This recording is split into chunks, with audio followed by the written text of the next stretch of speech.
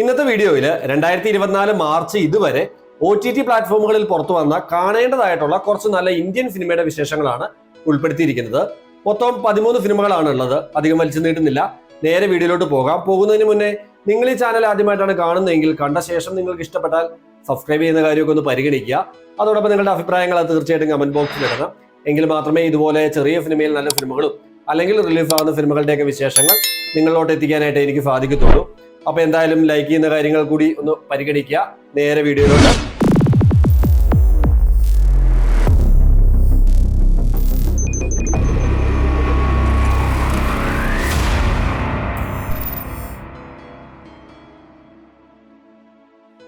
നമസ്കാരം, മൂവീസ് റൗണ്ടിലേക്ക് എല്ലാവർക്കും സ്വാഗതം. അപ്പൊ പറഞ്ഞ പോലെ തന്നെ 10 സ്ഥാനത്തുള്ള ചിത്രം ഒരു Indian Telugu language romantic drama മൂവിയാണ് ഹായ് നാന. കഥയിൽ നമ്മുടെ കഥാനായകനും അദ്ദേഹത്തിന്റെ മകളും അമ്മയ്ക്ക് എന്ത് പറ്റിയെന്നുള്ള വിവരങ്ങളൊന്നും മകൾക്ക് അറിയത്തില്ല. ഇങ്ങനെ പോകുന്ന ഇവരുടെ ലൈഫിലോട്ട് നമ്മുടെ കഥാനായിക കടന്നു വരുന്നു. പിന്നെയുള്ള ഒരു കംപ്ലീറ്റ് റൊമാൻറ്റിക് ജേർണി തന്നെയാണ് തീർച്ചയായിട്ടും സിനിമയിൽ എനിക്ക് ഏറ്റവും ഇൻട്രസ്റ്റിംഗ് ആയി തോന്നിയത് അതിൽ അഭിനയിച്ച എല്ലാവരുടെയും പെർഫോമൻസ് തന്നെയാണ്. അടിപൊളിയായിട്ട് തന്നെ എല്ലാവരും ചെയ്തിട്ടുണ്ട്. അതുപോലെ തന്നെ ഓവറോൾ സൗണ്ട് ഡിപ്പാർട്ട്മെന്റിന്റെ വർക്കായാലും മ്യൂസിക്, സിനിമാറ്റോഗ്രാഫി എല്ലാം നീറ്റായിട്ട് തന്നെ സിനിമയ്ക്കുള്ളിൽ വന്നിട്ടുണ്ട്. അപ്പോൾ റൊമാൻറ്റിക് ഫീൽ ഗുഡ് എക്സ്പീരിയൻസ് ഒക്കെ ആഗ്രഹിക്കുന്നവർക്ക് തീർച്ചയായിട്ടും കാണാൻ പറ്റിയ ഒരു ചിത്രം തന്നെയാണ് ഹായ് നാന. ചിത്രം നെറ്റ്ഫ്ലിക്സിൽ മലയാളം ഡബിൽ വരെ അവൈലബിൾ ആണ്. കാണാൻ ആഗ്രഹിക്കുന്നവർ തീർച്ചയായിട്ടും കാണുക. ഇതുപോലെ തന്നെ 12ാം സ്ഥാനത്തുള്ള ചിത്രം ഒരു തമിഴ് ലാംഗ്വേജ് റൊമാൻറ്റിക് ഡ്രാമ ഫിലിമാണ് ജോ. വളരെ മനോഹരമായിട്ട് ആരംഭിക്കുന്ന ഒരു കോളേജ് പ്രണയത്തിന്റെ കഥ പറഞ്ഞാണ് സിനിമ മുന്നോട്ട് പോകുന്നത്. സിനിമയുടെ ആദ്യ ഭാഗമൊക്കെ അത്യാവശ്യം നല്ലൊരു ഫീൽ ഗുഡ് നൊസ്റ്റാൾജിക് മൊമെന്റ് തന്നെയാണ്. അതുപോലെ തന്നെ ഓവറോൾ സൗണ്ട് ഡിപ്പാർട്ട്മെന്റിന്റെ വർക്കായാലും മ്യൂസിക്, ബാക്കി സിനിമാറ്റോഗ്രാഫി കാര്യങ്ങളൊക്കെ ആയാലും അടിപൊളിയായിട്ട് തന്നെ ഈ സിനിമയിലും വന്നിട്ടുണ്ട്. പക്ഷേ ആദ്യ പകുതിയിൽ കിട്ടിയ ഒരു ഫീൽ അത് രണ്ടാം പകുതിയിലോട്ട് വന്നപ്പോൾ അത്രത്തോളം അങ്ങ് എത്തിയില്ല എന്നൊരു തോന്നലും എനിക്ക് വന്നു. എന്തായാലും സിനിമ ഹോട്ട്സ്റ്റാറിൽ അവൈലബിൾ ആണ്. റൊമാൻറ്റിക് ഡ്രാമ ഫിലിമൊക്കെ ഇഷ്ടപ്പെടുന്നവർക്ക് തീർച്ചയായിട്ടും കണ്ടിരിക്കാൻ തന്നെ പറ്റിയ അല്ലെങ്കിൽ കാണേണ്ട തന്നെ ഒരു ചിത്രമാണ് ഇതും. കുട്ടികൾക്കും മുതിർന്നവർക്കൊക്കെ ഒരേപോലെ തന്നെ കാണാം. അങ്ങനെ അഡൽട്ട് കണ്ടന്റ് കാര്യങ്ങളൊന്നും ചിത്രത്തിലില്ല. ഇതുപോലെ തന്നെ 11ാം സ്ഥാനത്തുള്ള ചിത്രം ഒരു Tamil language epic action adventure ഫിലിമാണ് ക്യാപ്റ്റൻ മില്ലർ. ബ്രിട്ടീഷ് രാജിന് അഗനിസ്റ്റ് ആയിട്ടുള്ള ഒരു ഹിസ്റ്റോറിക്കൽ ആക്ഷൻ സിനിമയായിരുന്നു ക്യാപ്റ്റൻ മില്ലർ. സിനിമയിൽ ഗൂസ് ബംസ് കൊണ്ടുവരുന്ന ധാരാളം സീനുകളുണ്ട്. അതുകൊണ്ട് തന്നെ ഇതൊരു തിയേറ്റർ എക്സ്പീരിയൻസ് മൂവി ആയിരുന്നു.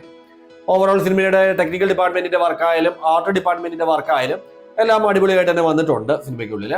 പക്ഷെ മൊത്തത്തിൽ സിനിമ കാണുമ്പോൾ ചില സീനുകളൊക്കെ വരുമ്പോൾ ആവശ്യമില്ലാതെ വലിച്ചു നീട്ടിയ ഒരു ഫീലും സിനിമ കൊണ്ടുവരുന്നുണ്ട്. എന്തായാലും സിനിമ കാണാൻ ആഗ്രഹിക്കുന്നവർ തീർച്ചയായിട്ടും കാണുക. അപ് ടു എൻഡ് തീ അല്ലെങ്കിലും ചിലയിടങ്ങളിലൊക്കെ സിനിമ തീ തന്നെയാണ്. ആമസോൺ പ്രൈമിൽ സിനിമ അവൈലബിൾ ആണ്. വയലൻസ് ആണ് കൂടുതലെങ്കിലും എല്ലാവർക്കും കാണാം എന്നുള്ളതാണ് എനിക്ക് തോന്നിയൊരു കാര്യം. എന്തായാലും മുതിർന്നവർ കണ്ടിട്ട് തീരുമാനം എടുക്കുക. അപ്പോൾ കാണാൻ ആഗ്രഹിക്കുന്നവർ തീർച്ചയായിട്ടും സിനിമ കാണുക. ഇതുപോലെ തന്നെ 10ാം സ്ഥാനത്തുള്ള ചിത്രം ഒരു തമിഴ് ആക്ഷൻ ത്രില്ലർ ഫിലിമാണ് ഫൈറ്റ് ക്ലബ്. ഒരു ലോക്കൽ ഗ്യാങ്ങിനും നമ്മുടെ കഥാനായകനും ഇടയിൽ ആരംഭിക്കുന്ന ഒരു പ്രശ്നം, അത് പിന്നെ എത്രത്തോളം വലുതായി മുന്നോട്ട് പോയി എന്ന് കഥ പറഞ്ഞൊരു ചിത്രം. ആക്ഷൻ ത്രില്ലർ സിനിമകളൊക്കെ ഇഷ്ടപ്പെട്ട് കാണുന്നവർക്ക് തീർച്ചയായിട്ടും കണ്ടിരിക്കാൻ പറ്റിയൊരു നല്ല ചിത്രം തന്നെയാണ് ഫൈറ്റ് ക്ലബ്ബ്. ചിത്രത്തിന്റെ ഓവറോൾ മേക്കിംഗ് ആയാലും അതുപോലെ തന്നെ എഡിറ്റിംഗ് ഡിപ്പാർട്ട്മെന്റിന്റെ വർക്കൊക്കെ ആയാലും എനിക്ക് അടിപൊളിയായിട്ട് തന്നെ തോന്നി.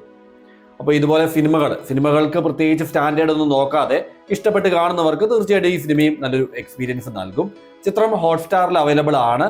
ഈ ചിത്രം കുട്ടികളൊക്കെ ആയിട്ട് ഒരുമിച്ചിരുന്ന് കാണേണ്ടതില്ല എന്നുള്ളതാണ് എനിക്ക് തോന്നിയൊരു കാര്യം. ഇതുപോലെ തന്നെ 9ാം സ്ഥാനത്തുള്ള ചിത്രം ഒരു ഹിന്ദി വാർ ബയോഗ്രഫിക്കൽ ഡ്രാമ മൂവിയാണ് സാം ബഹദൂർ. ബയോഗ്രഫിക്കൽ ഡ്രാമ എന്ന് കേൾക്കുമ്പോൾ തന്നെ പലരും സ്കിപ്പ് ചെയ്യാൻ സാധ്യതയുള്ള ഒരു സിനിമയാണിത്. പക്ഷേ ആസ് എൻ ഇന്ത്യൻ നമ്മൾ ഒരു തവണയെങ്കിലും ഈ ചിത്രം ഒന്ന് കണ്ടിരിക്കണം. സാം മനേക്ഷയോടുള്ള വിക്കി ഘോഷലിന്റെ പെർഫോമൻസും അതിഗംഭീരം എന്ന് തന്നെ വേണം പറയാനായിട്ട്. അത്രത്തോളം നീറ്റായിട്ട് തന്നെ ഡീസന്റ് ആയിട്ട് തന്നെ അദ്ദേഹം ആ റോള് കൈകാര്യം ചെയ്തിട്ടുണ്ട്. ചിത്രം C5 അവൈലബിൾ ആണ്. തീർച്ചയായിട്ടും നിങ്ങൾ കാണാനൊന്ന് ശ്രമിക്കുക. നല്ലൊരു അനുഭവം തന്നെ ചിത്രം നിങ്ങൾക്ക് നൽകും.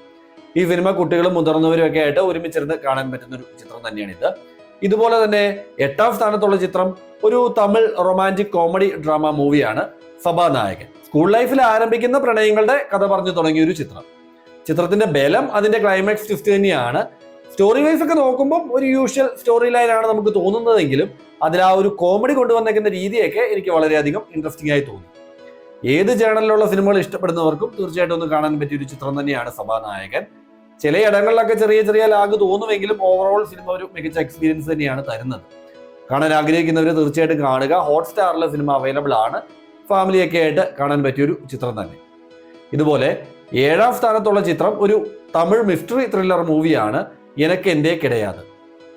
തന്റെ വണ്ടിയിൽ കയറിയ ഒരു ലേഡി കസ്റ്റമറിന്റെ ക്ഷണം സ്വീകരിച്ച് അവർക്കൊപ്പം അവരുടെ വീട്ടിൽ രണ്ടെണ്ണം അടിക്കാനായിട്ട് ഇറങ്ങി ചെല്ലുന്ന നമ്മുടെ കഥാനായകൻ പിന്നീട് ഒട്ടും പ്രതീക്ഷിക്കാതെ നടക്കുന്ന കാര്യങ്ങളൊക്കെ ആയിട്ടാണ് സിനിമ മുന്നോട്ട് പോകുന്നത്. വളരെ സിമ്പിൾ ആയിട്ടുള്ള ഒരു സ്റ്റോറി, അത് അത്രത്തോളം എൻഗേജിങ് ആക്കി, ത്രില്ലിംഗ് ആക്കി, അടുത്തത് എന്ത് എന്നുള്ളൊരു ക്യൂരിയോസിറ്റി നിലനിർത്തിക്കൊണ്ട് തന്നെ സിനിമ മുന്നോട്ട് പോകുന്നുണ്ട്. അല്ലെങ്കിൽ ആ ഒരു രീതിയിൽ അവരത് എഴുതി കൊണ്ടുവന്നിട്ടുണ്ട്. എന്തായാലും ക്രൈം, മിസ്റ്ററി, ത്രില്ലർ സിനിമകളൊക്കെ ഇഷ്ടപ്പെടുന്നവർക്ക് തീർച്ചയായിട്ടും കണ്ടിരിക്കാൻ പറ്റിയ ഒരു അടിപൊളി എക്സ്പീരിയൻസ് നൽകുന്ന ഒരു സിനിമ ആമസോൺ പ്രൈമിൽ അവൈലബിൾ ആണ്. കാണാൻ ആഗ്രഹിക്കുന്നവർ തീർച്ചയായിട്ടും കാണുക. ചെറിയ രീതിയിലുള്ള അഡൾട്ട് കണ്ടന്റ് കാര്യങ്ങളൊക്കെ സിനിമയിലുണ്ട്, ലിപ് ലോക്ക് സീനുകളൊക്കെ ഉണ്ട്. അപ്പോൾ അതൊക്കെ എന്തായാലും മനസ്സിൽ വെക്കണം. ഇതുപോലെ തന്നെ 6ാം സ്ഥാനത്തുള്ള ചിത്രം ഒരു മലയാളം ഡ്രാമ മൂവിയാണ് കാതൽ ദ കോർ. ഒരു നോർമൽ രീതിയിൽ ആരംഭിക്കുന്ന ഒരു കുടുംബകഥ, അത് പിന്നെ മുന്നോട്ട് പോകുമ്പോൾ ഉണ്ടാകുന്ന ചില വഴിത്തിരിവുകൾ. അപ്പോൾ ഇതിനകം ഈ സിനിമയൊക്കെ മലയാളികൾ കണ്ടതായിരിക്കണം. ഇനി കാണാത്തവരുണ്ടെങ്കിൽ തീർച്ചയായിട്ടും സിനിമ കാണുക. അപ് ടു എൻ്റെ എൻഗേജിങ് ആണ് അല്ലെങ്കിൽ ത്രില്ലിംഗ് ആണ് എന്നൊന്നും അല്ല ഞാൻ പറയുന്നത്. പക്ഷെ 2ാം പകുതിയിലോട്ട് ചിത്രം വരുമ്പോൾ അത്രത്തോളം സെൻസിറ്റീവ് ആയിട്ടുള്ള ആ ഒരു ഇഷ്യൂ അത് വളരെ ശാന്തമായിട്ട് ഒരു നീറ്റായിട്ട് പ്രസന്റ് ചെയ്തിട്ടുണ്ട് എന്നുള്ളതാണ് എനിക്ക് തോന്നിയൊരു കാര്യം. എന്തായാലും മൂവി ഫെറൗണ്ടിന്റെ സജഷനിൽ തീർച്ചയായിട്ടും കണ്ടിരിക്കേണ്ട ഒരു ചിത്രം തന്നെയാണ് കാതൽ ദ കോർ. ചിത്രം ആമസോൺ പ്രൈമിൽ അവൈലബിൾ ആണ്.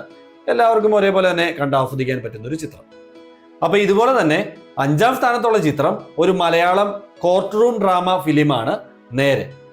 ഒരു ബ്ലൈൻഡ് ഗേൾ നേരിടേണ്ടി വരുന്ന പീഡനം ഈ കേസ് ഏറ്റെടുത്ത് കളത്തിലിറങ്ങുന്ന നമ്മുടെ കഥാനായകൻ, അഡ്വക്കേറ്റ് ആയിട്ടുള്ള നമ്മുടെ കഥാനായകൻ, കേസ് വിജയിച്ചോ ഇല്ലയോ എന്നുള്ളതാണ് പിന്നീട് സിനിമയിലുള്ളത്.